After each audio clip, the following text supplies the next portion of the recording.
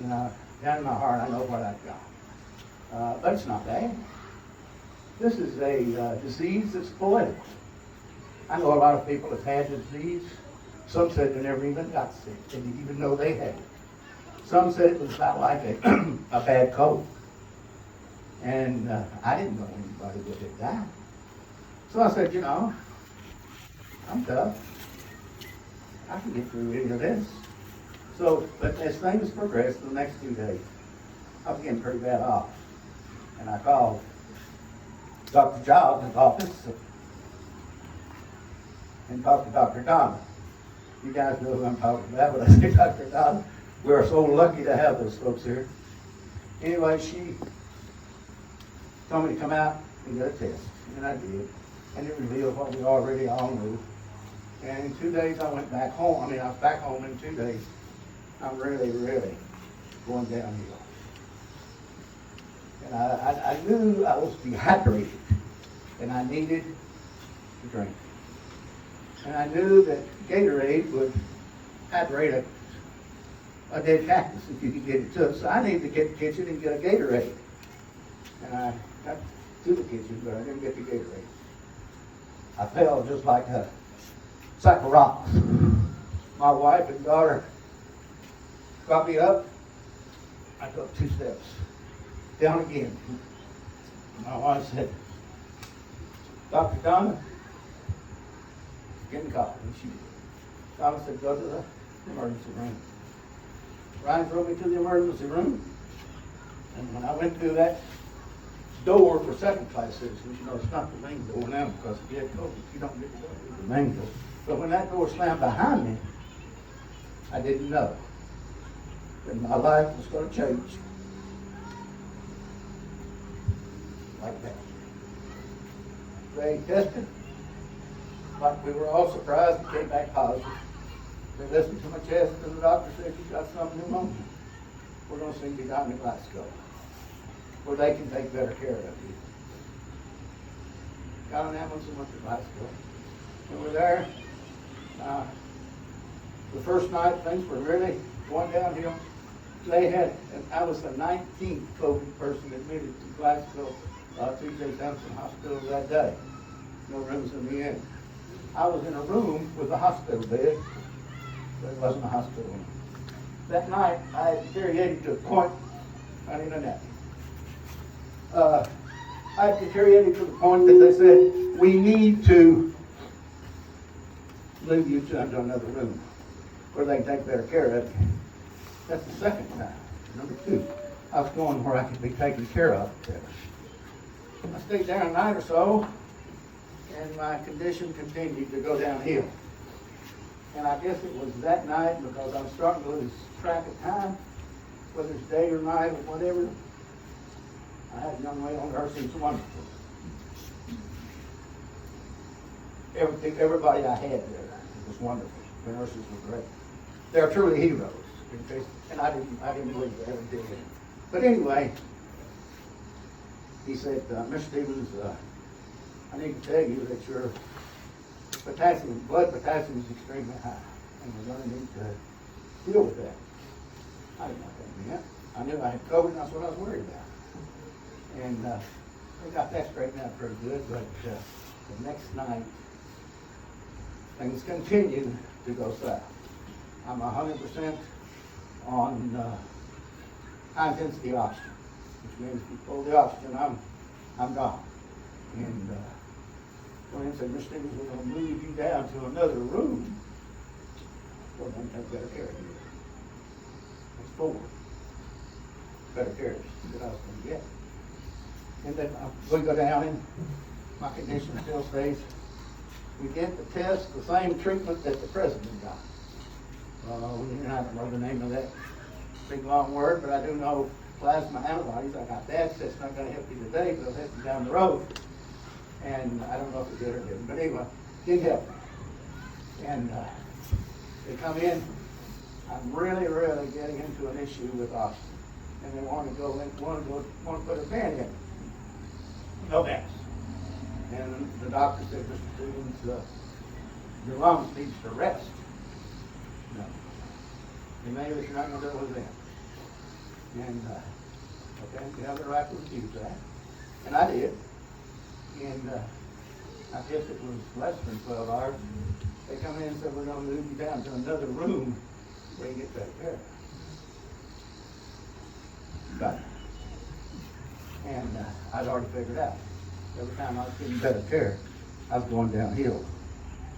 They moved me into a room, wasn't very big, had good people.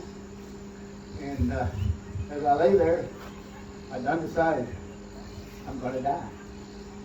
And I've been praying from day one. But I mean, I'm really praying now. Every breath. God's got me on mute.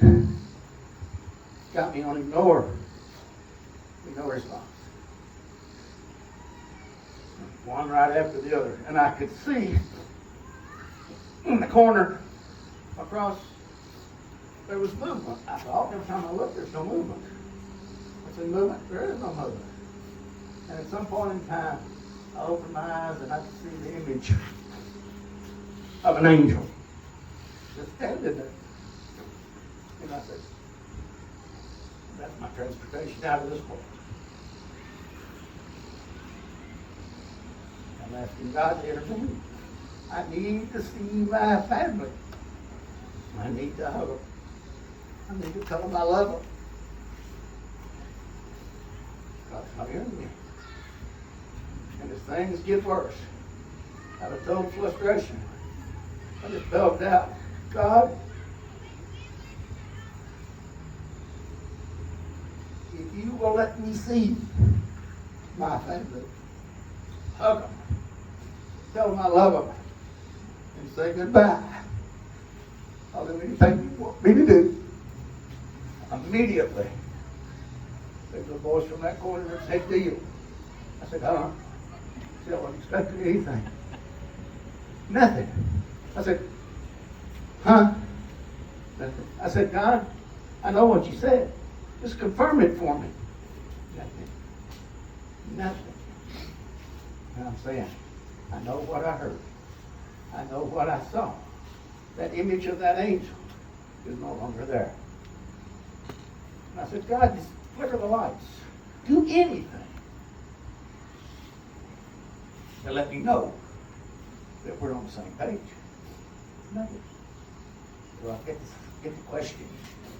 I said, am I asleep? Is this even really happening? And I start giving myself the protocol. Are you asleep? I know where I am. I know what day it is. I know what's going on. Right? I'm not asleep. But I do know that there's going to give me a lot of dedication. Am I having illusions? Am I having... help me, Marilyn. You said you would. Yeah, I was having those too. But anyway, it wasn't real. It didn't seem like. And I went back and give myself the protocol and I come back. I know what's going on. I know where I am. I know what's happening. And I know what I saw. And I know what I heard. Maybe I am just so sick that I'm imagining these things. And I went back again and done the same thing. And then it just kind of hit me. It doesn't matter. It doesn't matter. I know what I heard. I know what I saw. And I know that if any of the three is what's happening, it's fine. I've just had a personal contact with my Maker. What's that word? And God has promised me, made a deal with me, that He's going to spare my life if I do what I say. In case you wonder, I'm here for a reason tonight. And my situation didn't get any worse. It didn't get any better. I was expecting God, now that I've got a deal, He's going to heal me, right? God didn't heal me. I was as miserable as I was before, still sucking for air. 2 days later, same thing. But I know in my heart I have a deal. They come in and said, Mr. Stevens, we're going to swab you again. And then they said, congratulations, you'll no longer test positive for COVID-19. You have graduated the ward. How are you feeling there? We're going to send you up to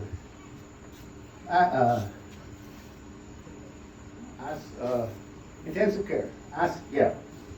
And where they can take better care of you. And I said, I don't want to go. You're taking plenty good enough care of me right here. I want to stay here. Now see, the last movement I made, they put me right down Main Street in the COVID ward. I could hear the code blues.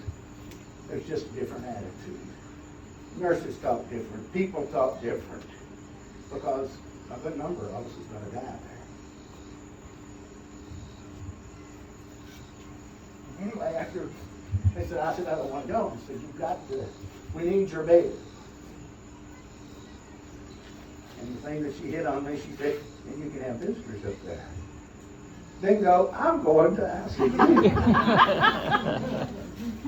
And boy, they rolled me out there pretty fast. And I called the family. And the family, time they got me up there, and I was coming down the hall, here they go. I'd hate to try to stop them. I have one visitor per day, 10 minutes. They come in, never asked anybody anything. We stayed, and we stayed, and we stayed. They didn't enforce that rule. I guess it was what, around 2 days. They said, we got to get you out of here to a long-term critical care rehab facility. I like the rehab thing. I just ignored the long-term and the critical care. Because see, I knew in rehab, didn't I? And they said, he got something down in Bowling Green, down at Southern Kentucky, Sky. They called and said that was already gone. So we've got one up at Fraser in Louisville, a bed in Louisville. We can send you up there. No, that was already gone. Now I'm telling you, folks, our medical system was totally and completely overrun at that time with COVID patients. And she said, now there is a bed in Madisonville, Kentucky, if it's still there. That's 164 miles away, which meant that was 200 miles from my house. And talked to Marilyn. She said, yeah, it might be all right. And I asked what the visitation was. It said 1 person for 10 minutes per day. That's a deal killer. We're not, no. Literally, this lady, she was really wanting to make a deal. She could see major bucks dancing in front of her eyes. And I said, no, we won't come with the visitation. Come 200 miles for 10 minutes. It's not going to happen. Well, maybe we can make an exception. What kind of exception? Well, when they come down, we'll put you in a room with your family, which is going to give you separation. And they're not going to come that often, are they? Probably not. But 200 miles, okay. Well, they loaded me up and they headed to Madisonville, Kentucky. And I'm not going to go into that trip down there, but all I can say, it was a brand new 350 Ford truck cabin chassis that had a ambulance box on the back. Probably what, $150, $175 a unit. You would think.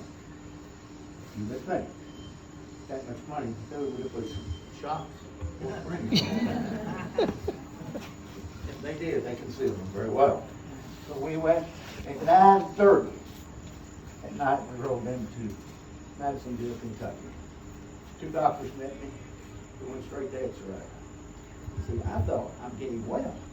I'm texting everybody that I'm getting well because see, from way back at Glasgow, everybody come in, I'd say, am I going to live? Am I going to live? And nobody would answer me. And they would talk around me. We'd get really good care.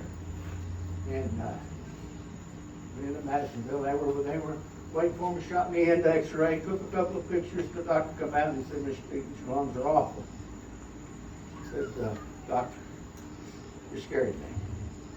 He said, don't mean to. We're truthful around here. If it's good, we say it's good. If it's bad, we say it's bad. And I said, he said, Mr. Stevens, you really need incubator, a ventilator. You really need a ventilator. In case you wonder, I didn't escape the fog. You can't tell by now. Okay, a ventilator. Your lungs need to rest. I said, no, we're not going to do the ventilator now or no other time. And, okay. He said, the people here in Madisonville are people of faith. He said, we believe. And he said, we have a formula here that we all subscribe to. I'll never forget this formula. God plus good medicine equals a miracle. And he said, and we need one. Now, I got a fever, but that's some cold chills right up my back. Because the doctor just told me, without a miracle, you're going to die. But then I go, I got to do something for God before he's going to let that happen. So they shot me on up to the room, hooking me up, had two nurses, one on each side, and I said, I've got to go to that pocket. Let's grab my room, so he gently but tenderly had a bed in and a chair. It had a ventilator up at the head of the bed, had a potty chair to the right. And I said, ladies, I need that potty chair. And he said, we'll get you a bedpan, we'll get you a urinal. But you can't get out of bed. And I said, what? She said, your orders are you can't get out of the bed. And I said, ma'am, those orders have been changed. She said, now, Mr. Williams, if you try to get up and over reserve, you're going to die. You're going to do that. And I said, no, I'm not. No, I'm not. And another nurse, she kind of got me on his other shoulder and pulled me back down on the bed and said, now, don't get excited. I said, or you could die. And I said, no, I'm not. And I said, you ladies need to understand something. I've been looking death in the face here for several days. I'm not scared of dying. I'm scared of living. I'm scared of living a half man. I'm scared to live in the bed the rest of my life. I can't go anywhere. I can't do anything. And I said, I've asked the Lord either come and get me and get all of me or none of me. That's the deal I want. And it was kind of like that. I got up this potty chair. And that good atmosphere that we had, prior to that just kind of went to all business. And these ladies were not mad at me. They were just doing what they were told to do. And they were concerned, how are we going to tell our superiors that he got up anyway? Anyway, they come in and give me a sleeping pill and some medication. I went to bed, went to sleep. Next morning, the doctor came in, and he acted like, he really wasn't expecting. But he said, how are you? And I said, I'm waiting for you to tell me. And he examined me and he said, a little better than you was yesterday. I said, that's the first time. I said, told. And I want to live. He said, Mr. Stevens, only God will determine that. When and if. But he said, we're going to do everything we can to help him. Okay? Done his deal and left. And the lady that had ordered the bed rest, not physical, the therapist, respiratory therapist, came in and she went out, we went through who I was and whatever. And there was a problem here. This morning was a problem here last night. I said, no problem. We got that problem worked out. And she said, those are my orders to keep you stay in bed. And I said, ma'am, we'll change. And she didn't like my attitude. She didn't appreciate my southern humor. And she said, your lungs are very weak. Said, you can die. You will die if you overexert yourself. I said, no, I won't. We've done been over this with the nurses. They're gonna die. I'm going to. I just lost it. Hang on a minute. It'll come back. I said, I'm not going to die.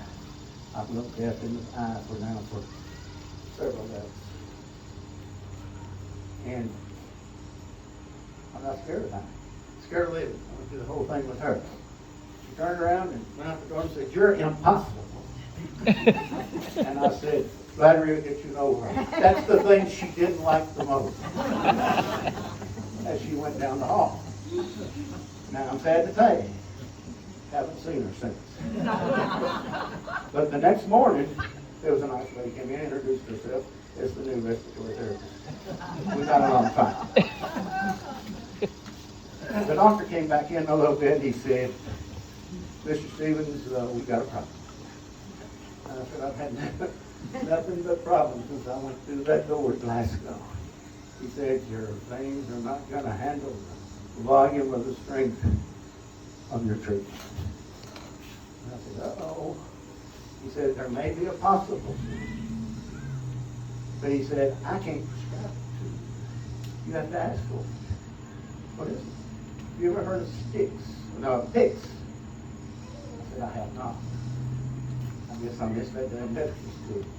He said, it's, and I better tell you, you make a decision between your elbow and your shoulder. And we will run 2 tubes down within the inch of your heart.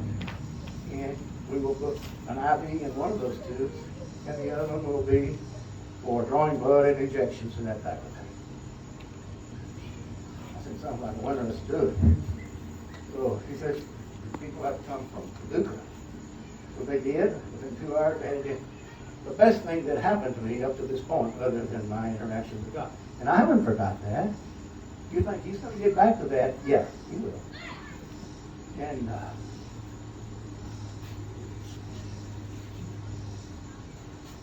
just hang on.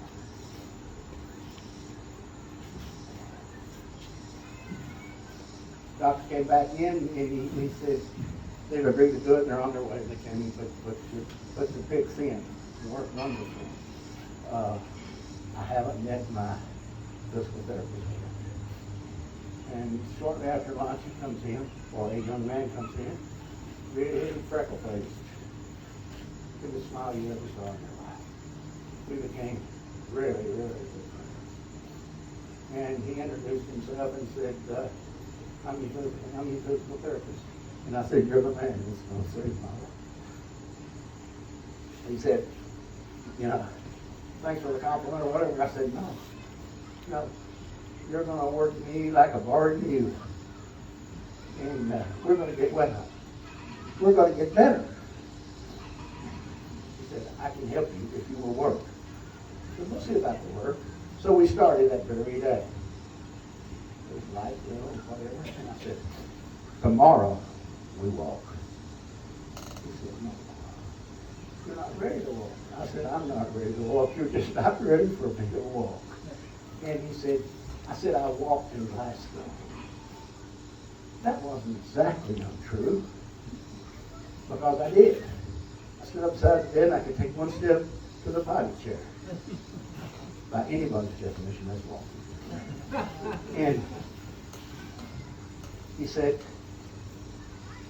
we have to set parameters. And I said, okay, what's your parameter? He said, when your oxygen gets to 90, we stop whatever you're doing. When it gets to 88, you sit down. So I don't see that a problem. I'm already in the bed for crying out loud. But anyway, when I sit up, and we get off the next day, but meanwhile, somebody shortened my oxygen tube. So down there, they designate regular room oxygen clear tube, and I don't know if it's everywhere, just down there. And the green tube is the high intensity oxygen. My high intensity oxygen, I had just enough tube to get from the bed to the potty chair and back in the bed. I had it trimmed pretty close. And I said, Holmes, I never could remember his name. He was such a nice guy, and he wasn't an unusual name. I said, I can't remember your name. I can't remember my wife's name half the time. I said, Hoss, I'm just going to call you Hoss. And he said what he said. And I said, so if somebody hollers Hoss, you know I'm talking to you. And we drove on, and every day we were progressing a little bit, doing really, really well. We got the sticks in. Life is going well. Every day the doctor would come in, I'd ask him the same question. Every day the nurses came in, I asked them the same question. Am I going to live? No reason to. Then on about the 14th day, up in at Madisonville, the nurse walked in the door, walked in, she went, ah! I said, I got a bugger. She said, no, your lips are no longer purple. I said, that good? Yeah. And she come, and you've got color in your face. And she come over and started punching on my toenails and my fingernails. Said, Mr. Stevens, you're going to live. I said, you're the first one that told me that. And about 2 or 3 days later, I kept asking the doctor, he still wouldn't call. About 2 or 3 days later, he told me, I believe you're going to make it. So it's time for me to go home, right? So I'm putting the word out. This is like 2 or 3 days before Thanksgiving. I want to be home for Thanksgiving. You got to understand, my birthday is the day after Thanksgiving. So I put the word out, I'm going home 2 days before Thanksgiving so I can get ready to enjoy the holidays with my family. Word come from the head shed early that morning. You're not going home for that. Okay? Next morning we go out. And I'm telling her, I'm going home. Next morning, head shed, same message. You're not going home today. The next day was when we Thanksgiving. And they're saying he'll let you go on Thanksgiving. Okay, I'm getting all pumped up. Early came in, you're not going home today. Tomorrow is my birthday. Everybody knows he'll let me go home tomorrow. Early. Come in, same message. You're not going home today. Well, I felt the weight of the world. I never felt so deserted in my life. I had sat up on the edge of that bed every morning from 3 o'clock in the morning till 9 o'clock at night. Now I rolled her down a little bit, crawled up in the middle of that bed in the fetal position, and started the biggest pity party you ever see in Madisonville, Kentucky. They come in with meals? No. They come in, I don't want anything you got. About 3 o'clock in the afternoon, they was knock on the door, 2 nurses walked in. That's not usual. You don't get 2 nurses. When I said, Mr. Stevens, we got bad news. Yeah, I know. I can't go. I'm not going home till, I believe they told me the 2nd. 4 more days. I said, well, we got some bad news. What is it? Your lungs are regressing. I said, huh? They said, your lungs are going the wrong way. And I said, huh? Ma'am, you just give me a death sentence. And they said, and look at their shoes. And nobody could say anything. I said, can we do anything for you? I said, you can get my doctor. And they got the message to the doctor. In 45 minutes, he was up there. But meanwhile, I called Marilyn. And I told her the message I received. We had an emotional moment, or emotional time, more than a moment. And I said, you've got to call our family and friends and tell them I'm not coming home. And I'll call the one Hadley. Call me every day. I was in the hospital. And every day he would say, you're going to live. God's going to make a beacon out of you. I'll take anything. But anyway, they left.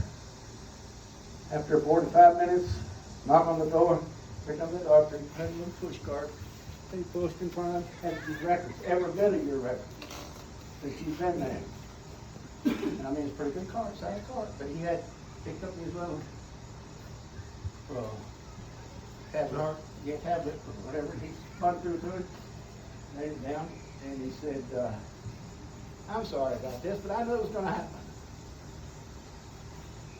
But anyway, he went through and said, when they went back to the hard copies, and he flipped them back over, back to his little iPad, flipped it back over, and back to for the second time to the hard copies. And he said, Mr. Stevens, you have progressed a little every day since you've been here. I said, Doctor, am I going to live? Yes. Yes. I said, how could this happen? How could I get that kind of message? And before I wanted some red meat. I wanted the heads to roll. I wanted people sitting on cushions. And I heard this voice that sounded like it was 100 miles away. It said, thank God, Doctor. You know why it seemed like it's 100 miles away? It was. It was to go on ahead. When the doctor came in, I just laid the phone down. He heard a whole conversation. And I said, Luana, I got to go. I'm going to call up my wife and tell her. We did. She got back and had to break the bad news that I was probably going to come home after all. And Luana, he called back in, and we had a nice time talking. But anyway, 4 more days I had to go before I go home. The doctor came in and he said, I don't know where this got started. If you were going home. I wasn't about to tell him where. But anyway, he said, you'll go home the 2nd of December. You came here for a 19-day program, treatment program. You will take your last treatment on that morning, December the 2nd. If there's no more issues, you can go home. You can call your family and tell them that you can go home. I said, Doctor, hug your dad. No. He said, COVID, we don't hug. Okay. So everything is rolling good. The shortest 4 days that I spent any time. People coming in. The people that I met, I really had some great friendships down there. And people would come in and tell me, you know, they want to brag on you, make you feel good. And finally the little physical therapist came in and he said, I was going to tell you, never had a patient like you. I've never seen anybody with a will to live. And I said, how's the pain running? He said, I loved every minute of it. Every minute of it. He said, make you look good, didn't it? And that was the kind of stuff that we did. We carried on. And he said, before I go, and he was going home, getting off, he said, before I go, I want to introduce you to my wife. Okay, now I'm up running around. I can walk all the way around the wing now. So we took off, but I had to pull my little oxygen behind me. So we go to this office, he knocks on the door and we walk in. He's going to knock me down with a feather. You know the lady that we had the little dust up with the first night? I said, I bet y'all had interesting conversations around the dinner table. No wonder you knew so much about me. And she was no longer mad at me. Everything was wonderful. And the doctor came in. Well, I didn't tell you one part that needs to be there. I've had a million parts, but there's a little guy that kept coming in. Young, really young guy. I would have estimated him to be 18 years old. Really nice suit. Come in about the 4th day that I was there and said, how's everything going? I said, considered? Yeah. I said, okay, considered. And how's your food? I said, no. I can smell it. I can taste it. He said, fair enough. And he said, I said, you worked hospital? I didn't ask him what he done. So he went on his merry way. 2 or 3 days later, he's back. And he's talking to me again. How's everything going? I said, going good. I said, by the way, what do you do here at the hospital? He said, I'm the CEO. I said, I'm impressed. The CEO comes, he said, you are a rock star down station. I said, really? I said, you know what done that, though? I sent out for pizza, and I found out that nurses can be bribed. And that's exactly the reason I sent it out for the second time. And now, they'll tell you some good stuff. And he said, no. He said, when you came in, the word was, the old gentleman from Columbia, Kentucky, room 480. He said he was 50 days. Half of them believed what you said, and believed what the nurses said. But he said, I'll read it to you. Inactivity is the enemy of the COVID. If you lay and do nothing, you're going to die. I believe that. And I can't find anybody that will do. If you go on the internet, that's basically what they're going to tell you. You need to do something. My son called down there and said, Dad, don't lay in the bed. Sit up. Sit in a chair. Don't slouch. Sit up. It makes a difference. So I would sit there and do this to try to get my heart rate up and to get my oxygen, bring it down. I was trying to get it back and forth. And anyway, the nurses didn't like that. And the little physical therapist, he said, you got to quit because they're getting upset. And I said, I got to live with it. I'm going to do it every day. And I did. And I come home. I was back home middle of January, I think it was, wasn't it, Maryland? I started having some issues. Went back to the doctor, and they told me my pneumonia was back. And that scared me. But you know, it was so easy taking care of the second time. Didn't take long. So here I am. I worked hard. I was walking in my house. I measured it out. If I made 15 trips down and back, from the corner of the garage back to the back of the bedroom, it was 3/4 of a mile. I was walking that. I was so proud of me. And I think that had a big deal. I want to thank you people for coming. I want to thank you for sharing my life. I want you for sharing my experience. The deal was that I would do whatever the Lord wanted me to do. Do you think for 1 minute I wanted to get up here? I had a deal. And every time he tells me he wants me to do this thing, I'll do it. Because I'm free to call it his chips. And everybody knows when you make a deal with God, you better end up your end because he's got the upper hand. I don't care what you say. Before I go, I want to ask you one more question. I know what kind of prayer warriors you are. I want to ask you to pray for my wife. She's having extreme pain with the 3.5 weeks out of back surgery. Really, really a lot of pain. And if you could put her in your prayers, we would be much appreciated. Thank you for your time.